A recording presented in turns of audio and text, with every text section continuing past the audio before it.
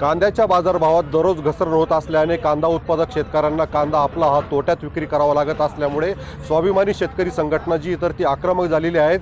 त्यांनी लासलगावचं उपबाजार आवार विंचूर या ठिकाणी नाशिक छत्रपती संभाजीनगर राज्य मार्गावर या ठिकाणी रस्ता रोको आंदोलन केलेलं आहे। या ठिकाणी त्यांनी जोरदार घोषणाबाजी करत या ठिकाणी कांदे जे तर ते ओतून दिलेले आहेत आणि एकंदरीत त्यांच्या आपण काय मागण्या आहेत तर आपण त्यांच्याकडून जाणून घेणार आहोत।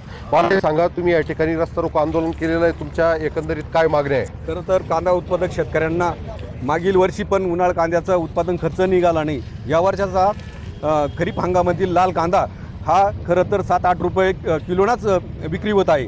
खरं तर शासनाने कांद्याचा उत्पादन खर्च 2500 रुपये प्रति क्विंटल येत असताना 1500 रुपये प्रति क्विंटल अनुदान द्यायला पाहिजे।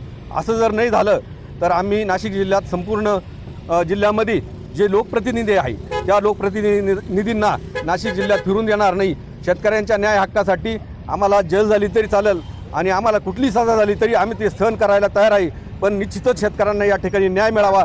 तसेच उन्हाळ कांदा उत्पादक शेतकरी पुढं जो हंगाम चालू होतोय त्या करताना केंद्र सरकारने प्रोत्साहन अनुदान देऊन शेतकऱ्यांना पण उन्हाळ कांद्याच्या शेतकऱ्यांना पण दिलासा द्यावा असं मी या ठिकाणी नमूद करतो। एकंदरीत पाहता जर कांद्याला बाजारभाव नाही मिळाला तर या ठिकाणी लोकप्रतिनिधींना नाशिक जिल्ह्यात फिरून देणार नसल्याचा इशारा या ठिकाणी या आंदोलनकर्त्यांनी दिला आहे। उमेश पारिक, TV9 मराठी, विंचूर, नाशिक।